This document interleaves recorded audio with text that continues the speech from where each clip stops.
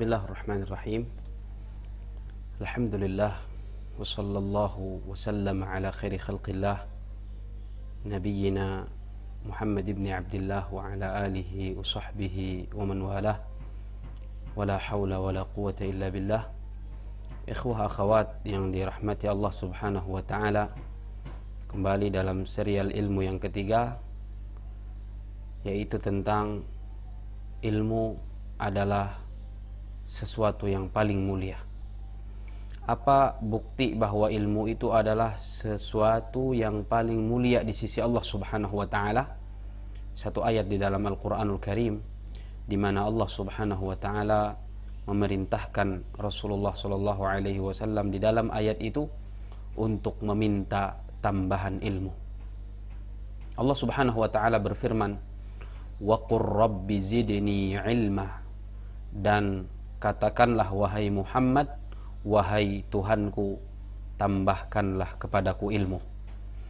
Di dalam ayat ini Allah Subhanahu wa taala memerintahkan kepada Rasulullah sallallahu alaihi wasallam untuk meminta tambahan ilmu.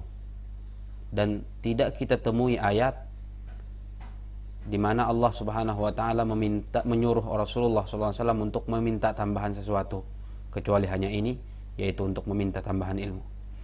Al-Imam Al-Qurtubi rahimahullahu ta'ala di dalam kitab beliau Al-Jami' li Ahkamil Quran menafsirkan ayat ini, beliau mengomentari, kata beliau, "Lau kana hunaka syai'un asyrafu minal ilmi la amarallahu nabiyahu an yastazida minhu." Kalau seandainya ada sesuatu yang lebih mulia daripada ilmu, maka niscaya Allah Subhanahu wa ta'ala akan memerintahkan nabinya untuk meminta tambahan sesuatu itu. Tapi kalau kita cari dalam Al-Quran, tidak ada Allah Subhanahu wa ta'ala memerintahkan Nabi untuk meminta tambahan sesuatu kecuali satu, yaitu meminta tambahan ilmu. Di dalam ayat yang tadi, wa qur rabbi zidni ilma, dan katakanlah wahai Muhammad, wahai Tuhanku, tambahkanlah kepadaku ilmu.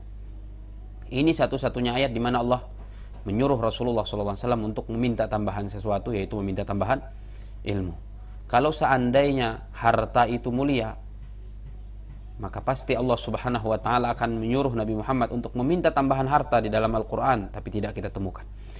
Kalau seandainya jabatan itu mulia, maka pasti Allah Subhanahu wa ta'ala memerintahkan Nabi Muhammad sallallahu alaihi wasallam di dalam Al-Quran untuk meminta jabatan, tapi kita tidak temukan di dalam Al-Quran. Kalau seandainya pangkat kedudukan itu mulia di sisi Allah, maka niscaya Allah akan perintahkan nabinya di dalam Al-Quran untuk meminta pangkat dan jabatan, tetapi tidak kita temukan. Yang kita temukan adalah Allah Subhanahu wa ta'ala memerintahkan Rasulullah sallallahu alaihi wasallam untuk meminta tambahan ilmu. Itu artinya tidak ada sesuatu yang lebih mulia dengan ilmu. Maka kalau kita ingin mendapatkan kemuliaan dalam kehidupan dunia ini dan juga di kehidupan akhirah nanti, maka mulialah dengan ilmu.